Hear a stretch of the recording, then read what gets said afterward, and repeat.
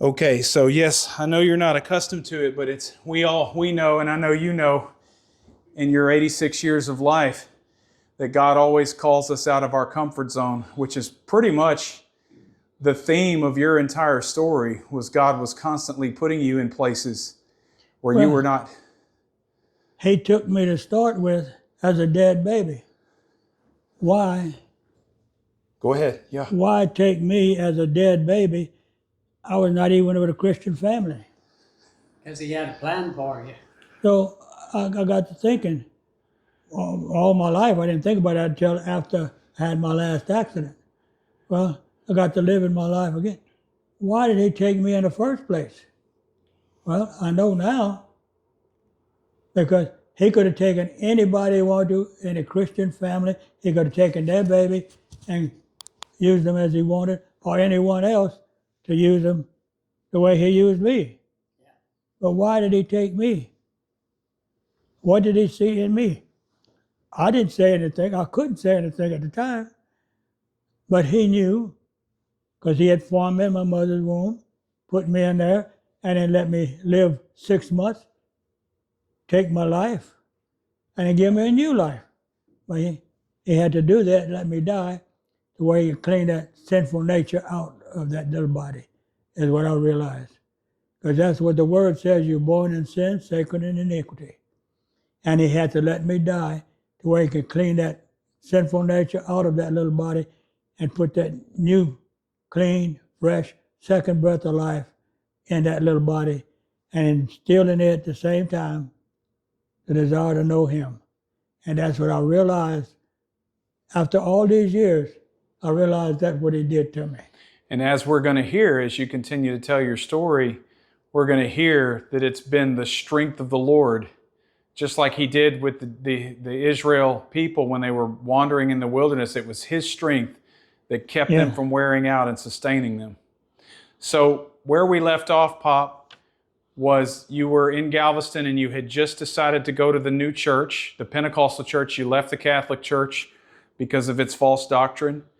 And then you aligned with this pastor, and he's decided, even though these men were trying to take him down. Yes. So please continue from there. Okay. Right after the church was cleared up, my wife and I don't remember what the reason was, but we decided to move back to Louisiana. I don't remember why we had to move back, but we did. We moved back to Louisiana, to Crowley, and I went to work there with Brown and Root on a dredge boat. Okay? I was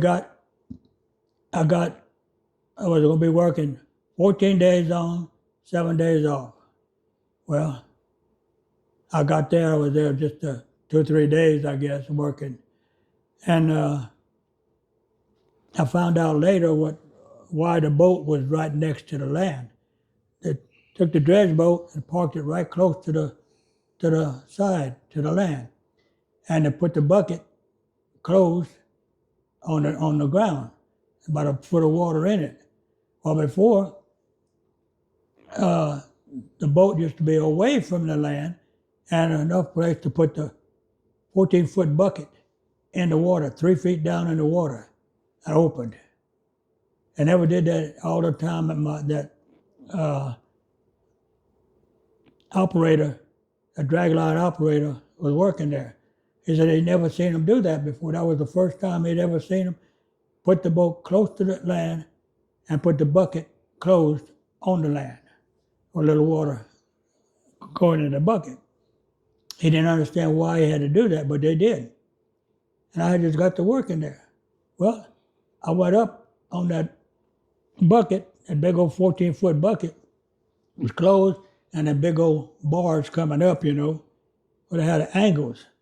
About a 6-inch angle made, cut it in an angle piece and welded to the side of that bar to where you put your foot on. Had 14 of them up, 14 feet up, okay, a foot apart. Well, they were made at an angle. and welded to the bar. That's about a half-inch thick. Well, that's where you put your foot on that half-inch piece. Just enough, about so wide, about 6 inches wide. And I had to go up 14 feet. Well, I had a grease gun with me, go up that on the side of that bucket. Well, I got up there to the shivs up there, where the cable went into the shivs to keep them shivs going good. I had to grease it. I went up there. I got it to the 12th one, and then the 13th step was gone. It was broken. So I had to step up 2 feet. Well, got up on the 14th one, and I greased the shivs. Well, on this side was okay. When I put my foot, everything was okay. I went on the inside. I was on the outside of that. I went on the inside to go down the bucket. Well, because that's where I got the grease the shivs. I was on the inside of it, so I just come straight down. And when I come from the 14th step to go down to the 12th step, well, I had to go 2 feet down, you know. When I put my foot on that 12th one, there was clay on the side of it. When I put that foot on there, that clay, my boot slipped on that clay. Oh, there I come down, 14 feet coming down. Oh, and that big old deal about this big around, oh, I guess about 12, 14 inches wide, that opens and closes the bucket.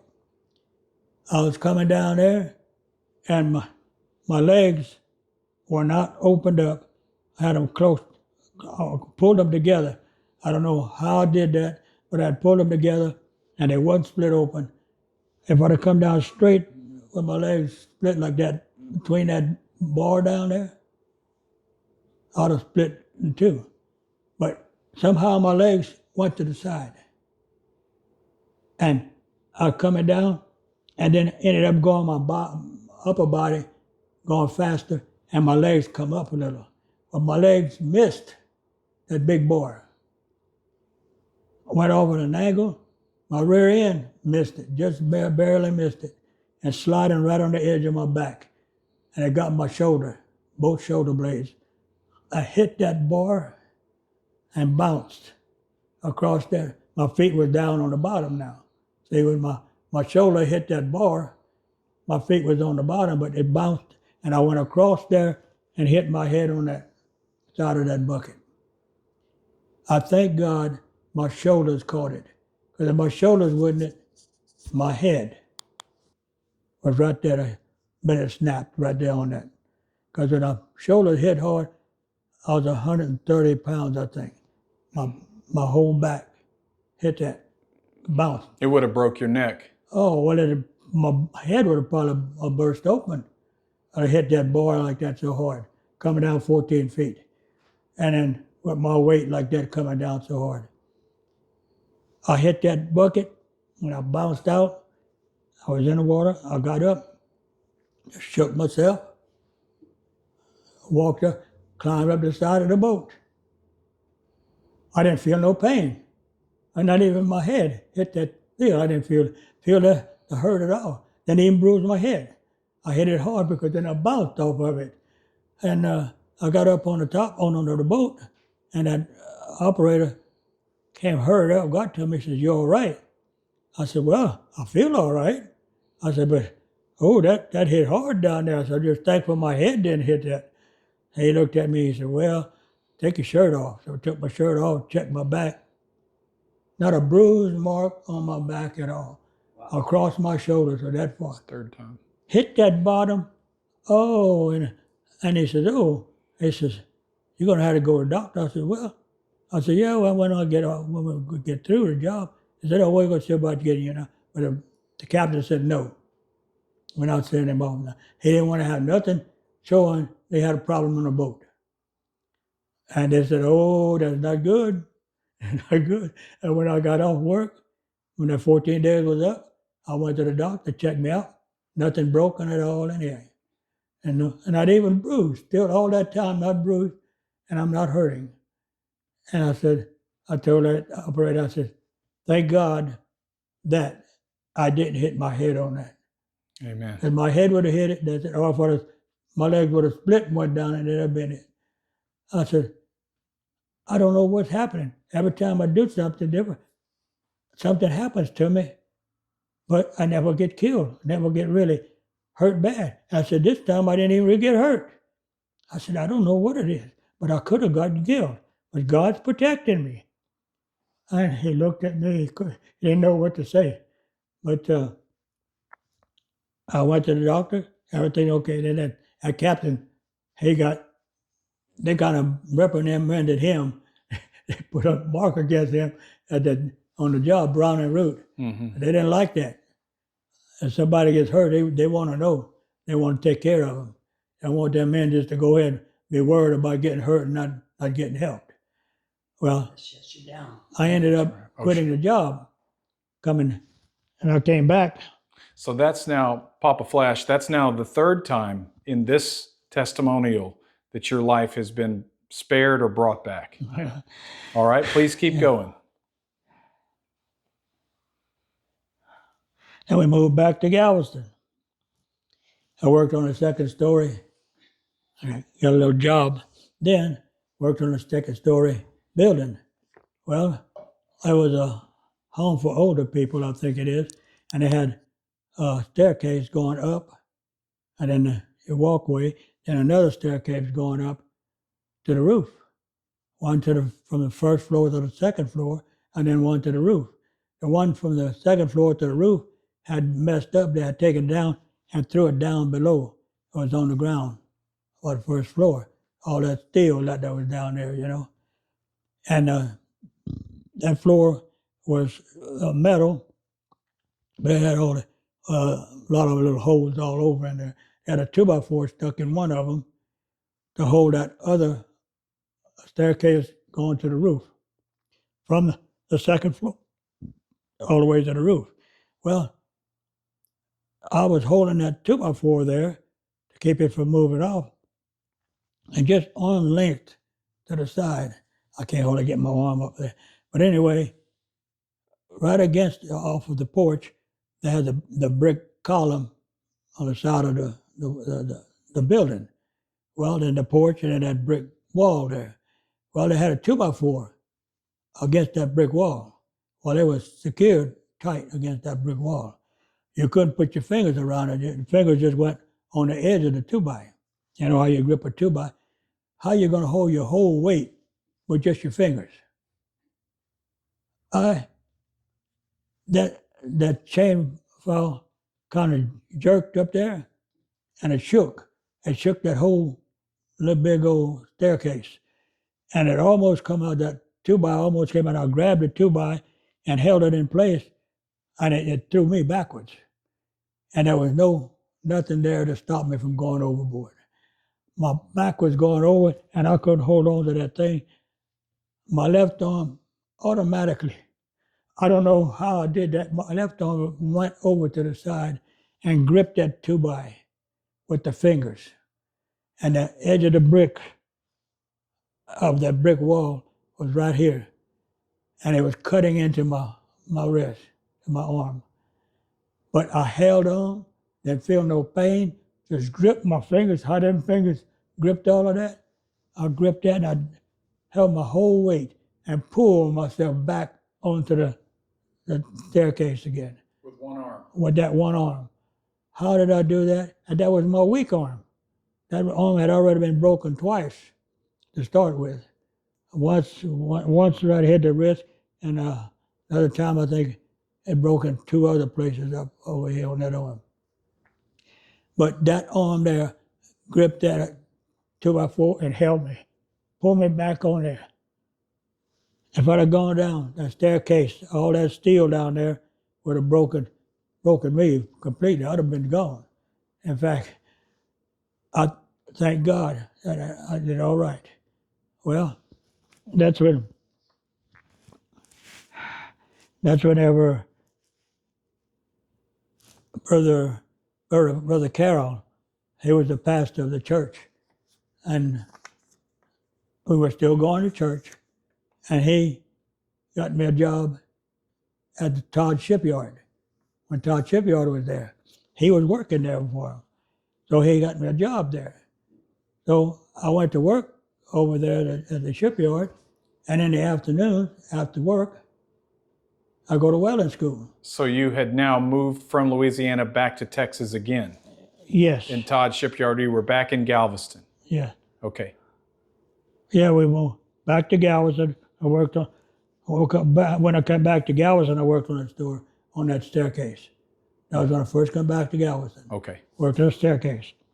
And then that's when I began working at Todd Shipyard. Yeah. And working at Todd Shipyard, I was welding.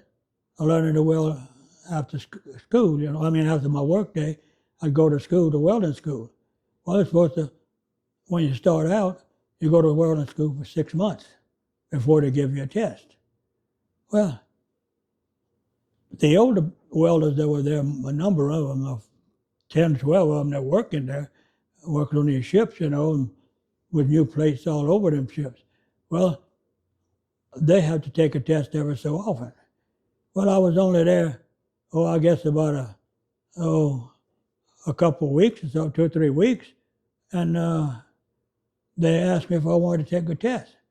I said, I'm supposed to be here 6 months. I said, I'm only here just a few weeks. And they said, it's all right. According to what you're doing here on your welding, they said, we think you can pass your test.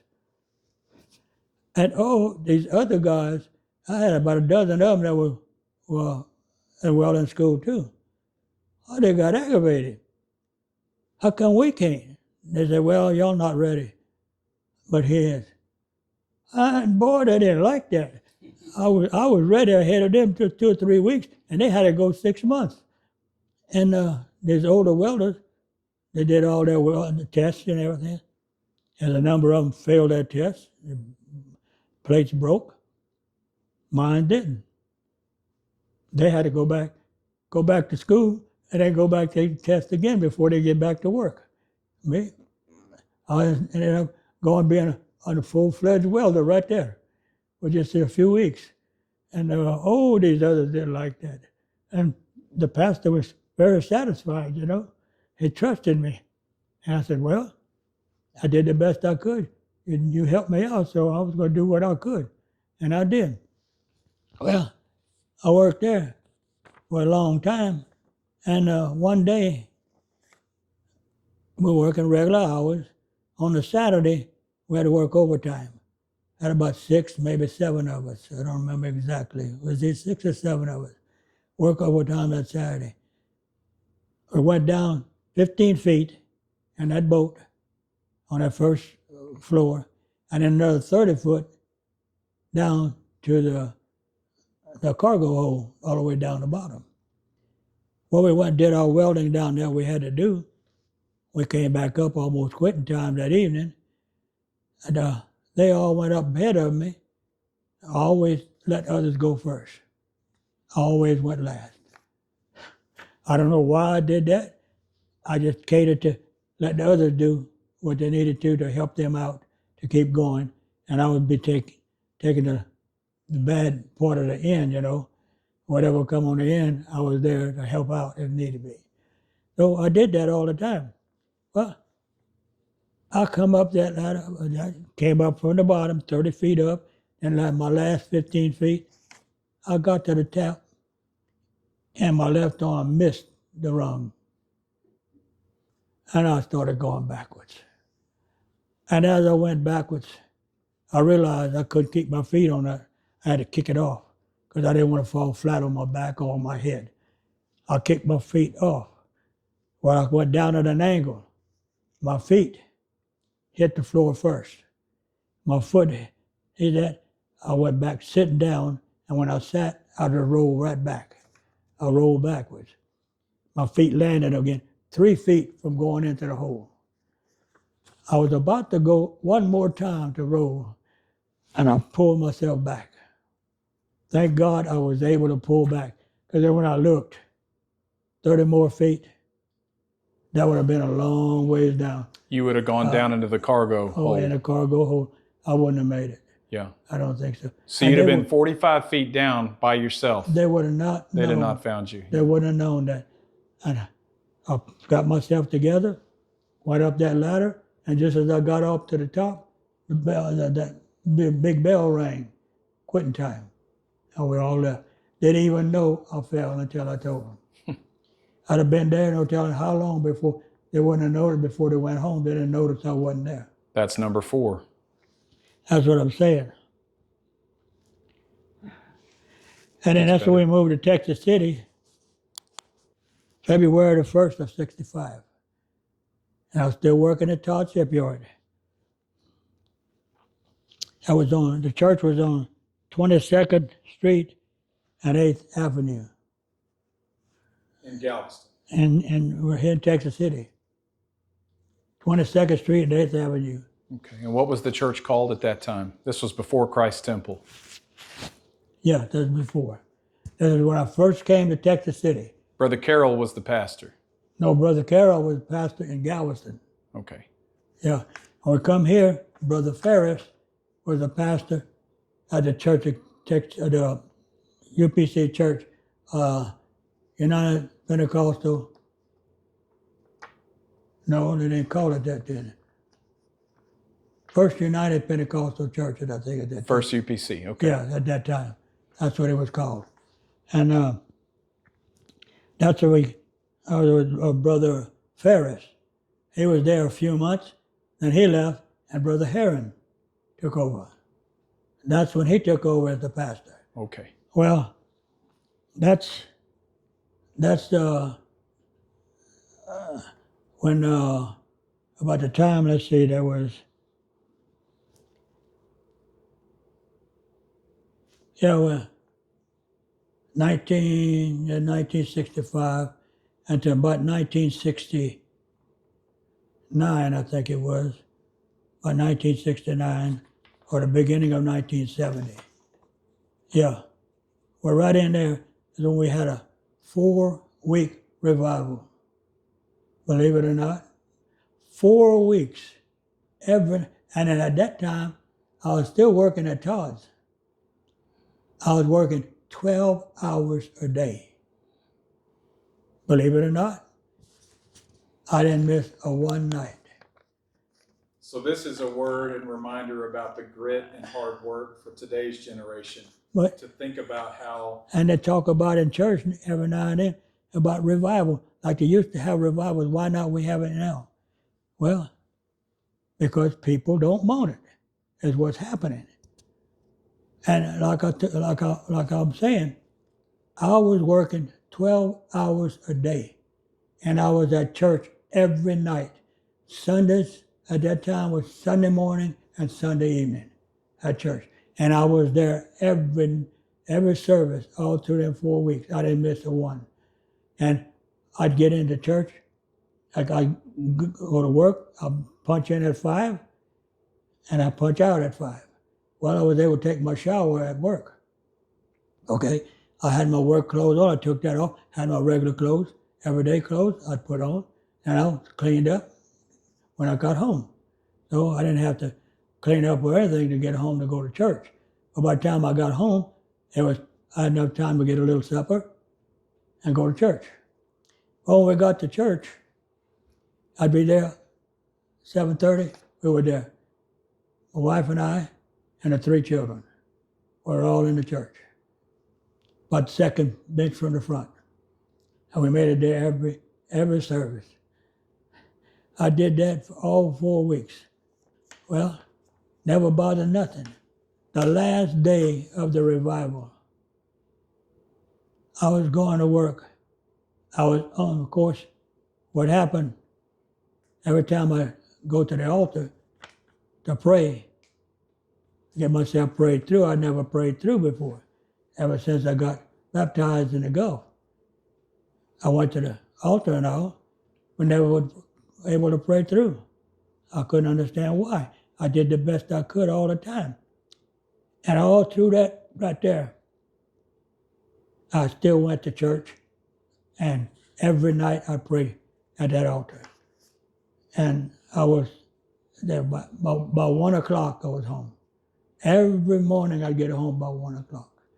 And by 4 o'clock, I was on the road to Galveston to get to work for 5. I'd get maybe an hour and a half sleep. Of course, when I get home, I'd get into my work clothes. I'd sleep in my work clothes. Time to get up, I didn't have to get on the road and go to work. Well, I did that for 4 weeks, and working 12 hours a day, and hardly eating anything, just eat it very enough, a little supper when I get, and didn't eat no breakfast or nothing, no lunch or anything. I never carried a lunch with me, never did. I'd eat that little bit of supper at night, and that's it, on the road, go to church. Well, this last day of the revival, I was on the bridge going to Galveston from Texas City here, going on that bridge going to Galveston. I got at the top of the bridge. I was a little 50 Ford then, 4-door Ford. My hood come loose, come up and hit the top of the car. Bent that hood, you know. I stopped right on the top of the bridge. I looked around, not a car went nowhere. I couldn't see a car coming anywhere. I stopped the car right in the middle of the road, got down, pulled that hood down, and wouldn't stay latch. I couldn't pull it down. I said, okay. I unbolted it on both sides. Took the hood off, put it on the ground, put my feet on one side of the hood, reached over to the other side, grabbed it, bent the hood in two. I was in solid steel, a 50 Ford. And I bent that thing in half. Opened my back door, put it in there, angled it, and just barely fit in there and shut my door. Got in the car and went to work. I got there in time. Well, I come back that night. I went home, took it out, put it on the side of the house. That was on 23rd over there. Mm-hmm. That's where I was living before I built that room on the side, the dining room and that, before I built that. Yeah. Well, I got the children, got my wife. My mother was there at the time. She had come in to visit. Well, put us a little late getting to church, but we got to church. Instead of being in second bench in the front, I was about second bench to the back. I said, oh no. Then I got to looking at that. I said, this is it. This is all. I'm not going to the front no more tonight. No, I'm not going. Oh, when it comes for altar call, I got to look at it. I said, oh, and that front was filled. I mean, people from one side of the altar to the other, out, and people on the front bench was all kneeling, praying, you know. I said, uh-oh. I said, I'm not going tonight. No. Then I got to thinking, if I don't go tonight, I'll never go. I may never get back here. I said, no, Lord, I'm not leaving. I'm going. I got all so shook, worse than I am now. And I walked over to the front, just thinking about it, you know, get the best of me. All these years and it was still. And I walked over to the front, no place. Everything filled up all the way to the walls. And the first bench in the front, people were all kneeling there praying.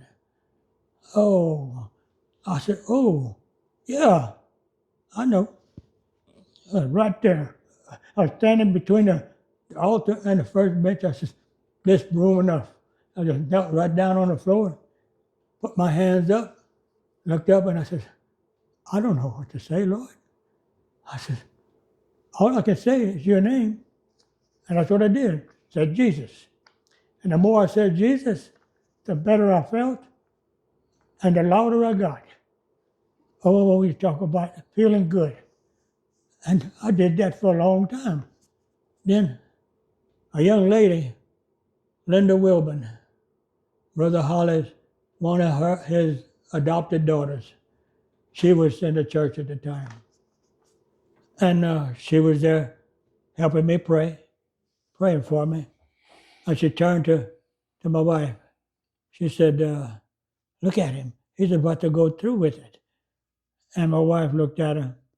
She said, no. So she walked over to me. She told me this later. She says, you know, when she told me you was about to pray through, I knew you weren't. I walked over to you, and that's when I told the Lord, if you want him to preach, I'll go with him. She said, because before that, the reason you never was able to preach or say anything, because I always told God I didn't want to marry a preacher. Because my grandfather was a preacher. I knew what that was like. Yeah. And life was rough at that time, not like it is now. She said, but I told him, if you want him to preach, I'll go with him. She said, as soon as I said that, he started praying through. You spoke in tongues. I said, well, I looked at her, I said, thank you. I said, it was time. She said, yeah, it's past time. 10 years since I had been baptized. Oh, my Took me word. 10 years. I could have done that at the first. But she said, I called you to be that long. I said, well, at least I'm here. I didn't quit.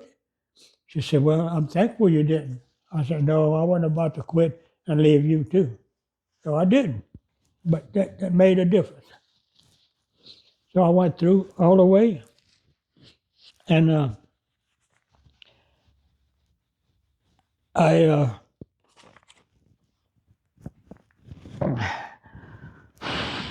yeah, and that's about the time, 1970, was in that time, about end of 1970, we decided to move to 22nd Street and 8th Avenue to 29th Street and 8th, and 8th Avenue on 29th Street and 8th, where the Christ Temple is now. 801 29th Street. Yeah, Mm-hmm. yeah. I still remember. That's where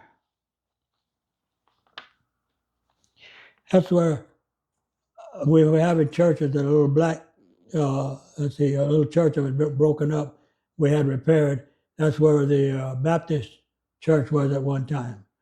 And right now, I think the Willing Workers or something. So church has got it. It's Willing Workers Baptist now. Yeah. Yes, sir. Well, anyway, we repaired the church, and we were having services in it. Well, Sunday mornings after service, we go to a little restaurant, a drive-in restaurant on the east side of town. A little drive-in restaurant, you know. And 3 Sundays in a row, we get there, the first table was empty. Others were filled, except the back one. The back one was empty, okay? And all the rest of them in the middle were filled, but the first one was empty. So we'd sit there. The third Sunday we did that, it was always opened up, emptied, nobody there. It looked like it was waiting for us. The third Sunday I got there, all the rest of them were filled. Even that back one, that used to be empty. That back one had some black people there. Okay, and one elderly black man was walking back and forth in front of that table. I didn't think much of it, you know, because I know it was emptied before the other 3 times I was there. Other 2 times, but this time here, it was the black people there. But I didn't pay attention. I sat down, I got our meal, we started to eat. And about that time, I felt a tap on my shoulder. I turned, looked at him. He says, oh, God's glory is on you. I said, sir? He said, yeah, God's mark is on you.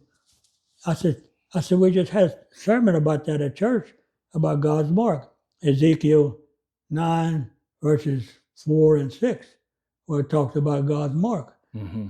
And he said, yeah. He said, God's mark is on you. He turned around and walked off. I looked at him and said, thank you, sir. I looked at my wife and I said, I don't understand what this is all about. I said, he just said it, but he's gone. Well, later on, I tried to find out. The next 2 times we come there, that table was emptied in the back. There were no black people there at all. All the rest of the tables were filled. And that still front table was there. So I don't know what that was at that time. If that God... And again, it was on your 3rd visit. Yeah, our 3rd visit. You see, that's what I said. Everything was in 3s. Exactly. I didn't understand all that then until I've been by myself here going through the Word, and all that's coming to me. I know why. Well, well, not long after that, after we had moved to on 29th and 8th Avenue. Well, that's when that black man had told me that. But then one morning, I got to church. Brother Herring came to me, got me in another room. That's when he asked me, he said, do you want to take this old man's place? I said, what for? I said, he's passing away. He's a head usher and on a deacon board. I said, no. I said, I don't want to take no place like that. He said, why? I said, well, because I don't know anything about it and I want to stay to myself. I said, I'd rather be by myself. And then I got to thinking, oh, why is the pastor asking me, just a regular member of the church, to take such a position?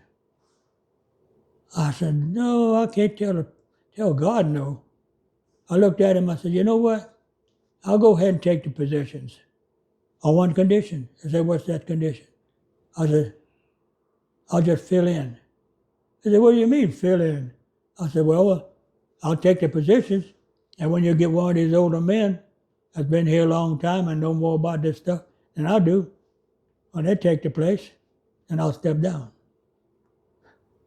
That's been 55 years. I haven't stepped down yet. And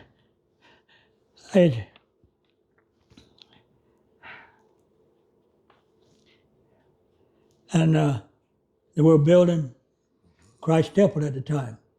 Okay? Just a short time later, when we were in there, finished up, and church was going real good, the church was filling up. A lot of people was coming to church. I don't know if you had ever been in that other one over there. You must have been in that church. Well, Christ Temple, yes, sir. Yeah, That's the one I grew up in, but not okay. the one prior to that. No, just the Christ Temple. But all across the fellowship hall was on the side of it. Mm-hmm. That was a regular church. I was fellowship hall after Christ Temple was built, and we used it as a fellowship hall. Okay. But anyway, you remember how the altar was all the way across that wide building. Mm-hmm. That was at that time, had so many people there. I mean, the altar was full. People were really coming to church and praying through. And this young black boy was on the end by himself. I had got other people to helping the others pray. And he was by himself. I went over there and looked at him. Could seem like he couldn't get through.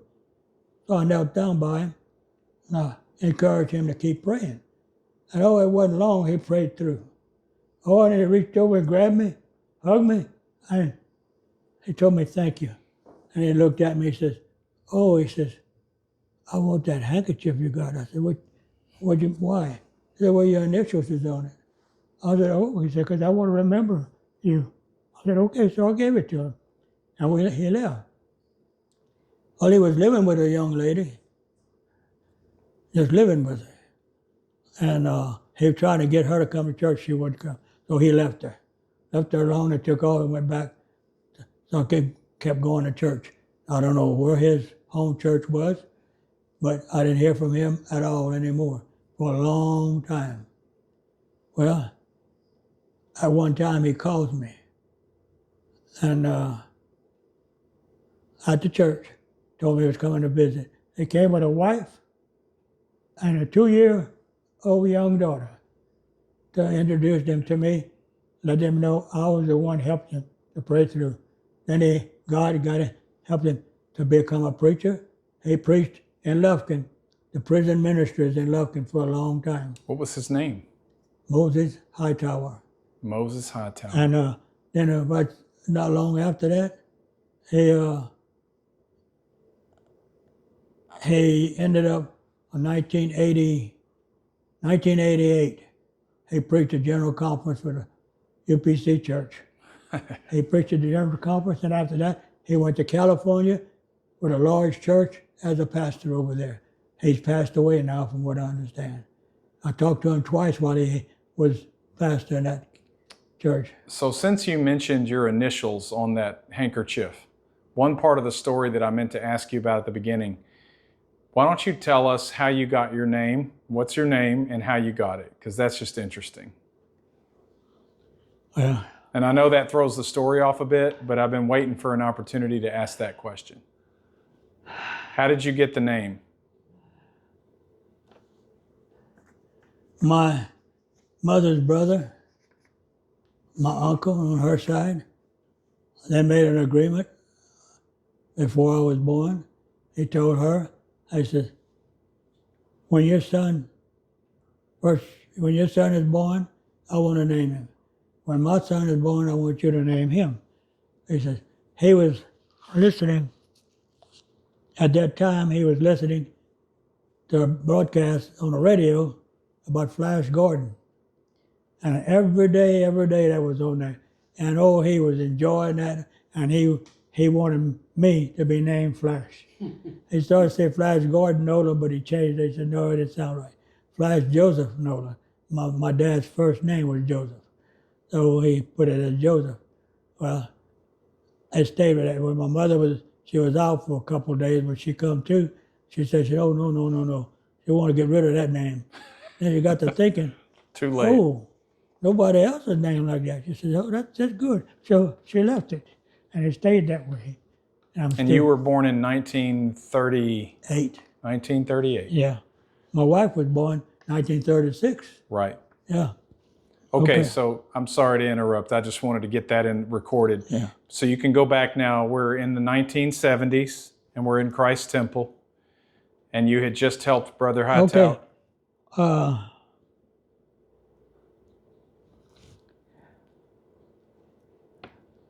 Okay. Well, before when we started building the church, I didn't put that in. I forgot that. Anyway, before I helped Brother Moses Hightower, when the Christ Temple was being built, the builder had hired my brother to help build the church.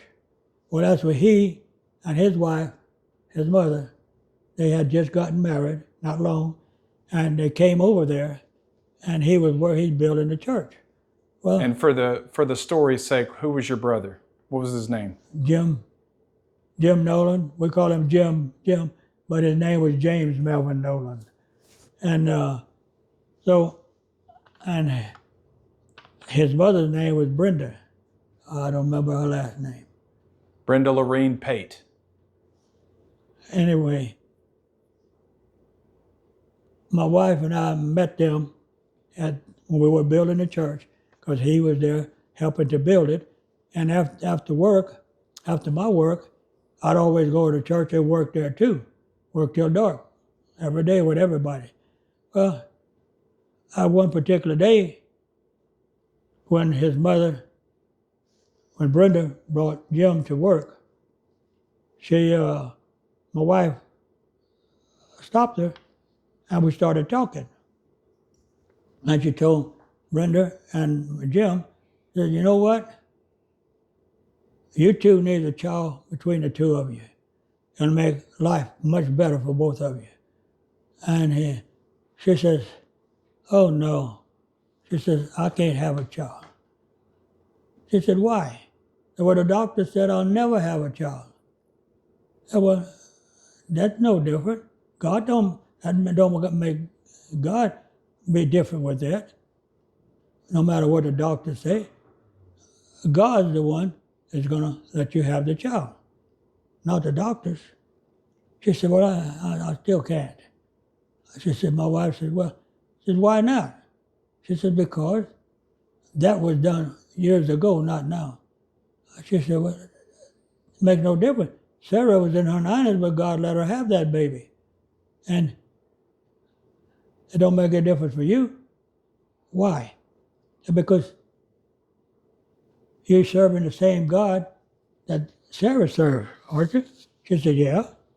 Well, Sarah was in her 90s and she ended up having a child. Why can't you? She said, well, because the doctor said I can't. She said, well, the doctors are not God. She said, I'll tell you what, I'll pray and you'll have a child. She said, oh, no, it's no use to waste your time. My wife said, oh, what do you mean waste my time? She said, I don't waste no time. God can do that anytime he wants to. I said, okay, I'll pray.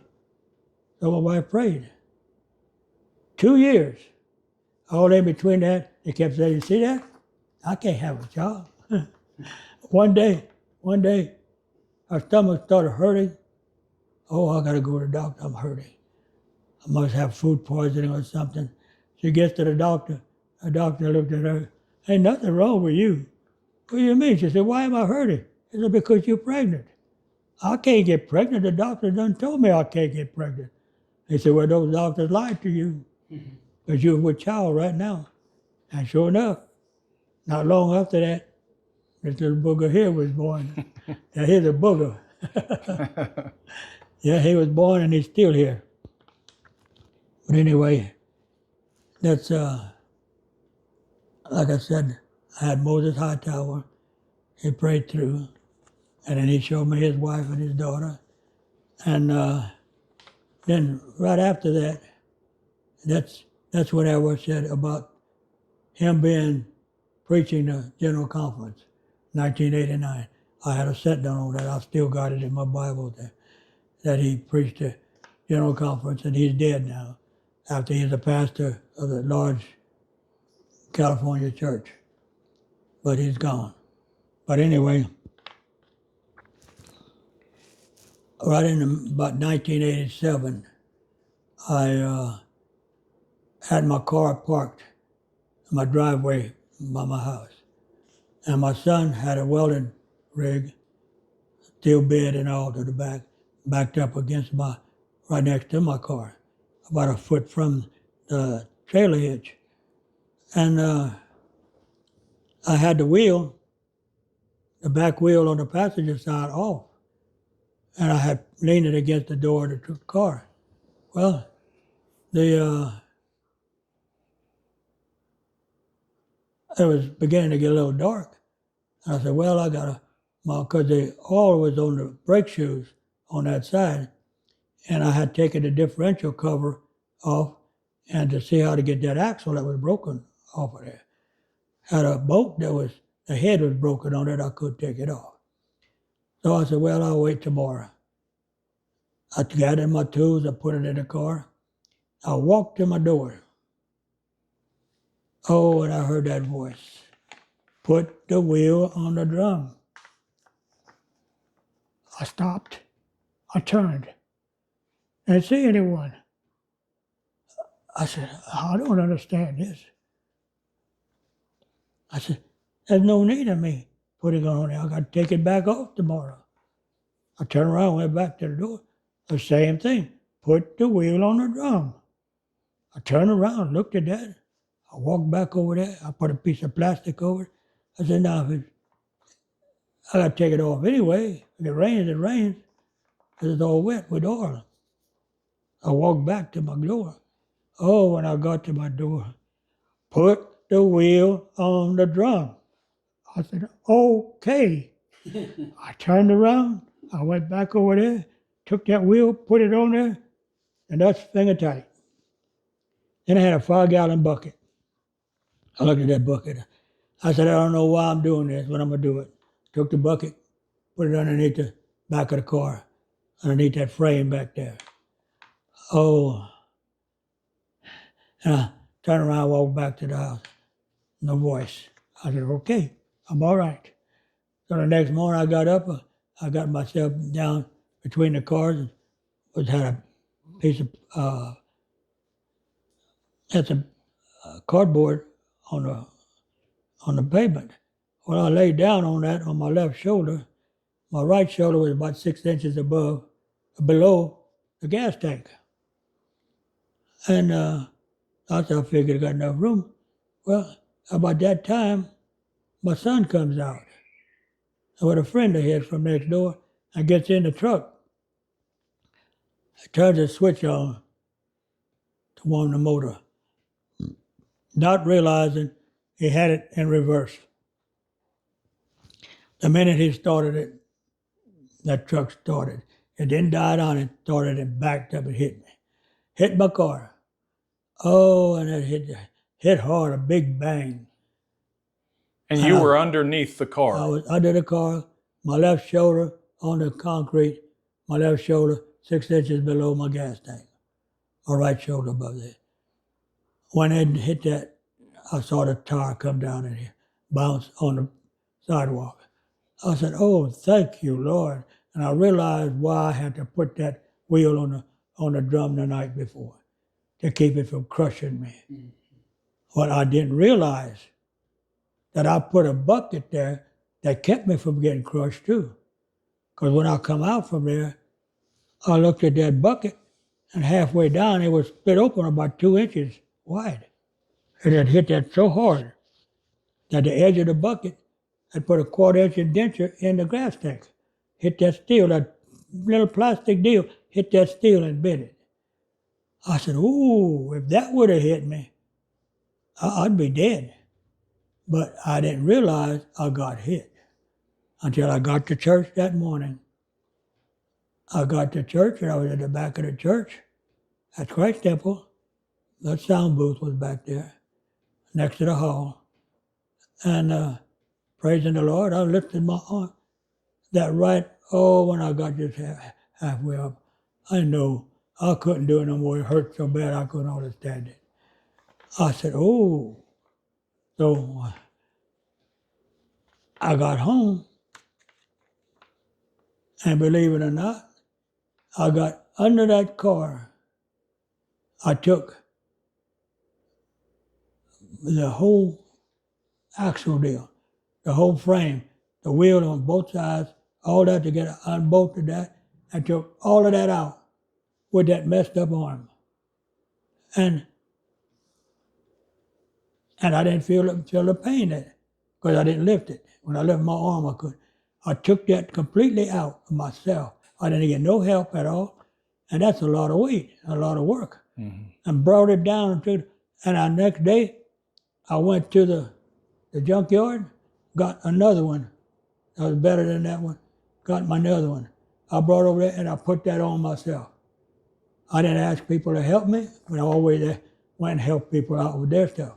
I never did my stuff. If I couldn't do it, then I didn't do it. Otherwise, I learned how to do it. And this is now the 5th time, because that car would have crushed you. Well, yeah, it would have. Either car or just that bucket. Without that bucket, I'd have got crushed. All right, let's take a break. Okay.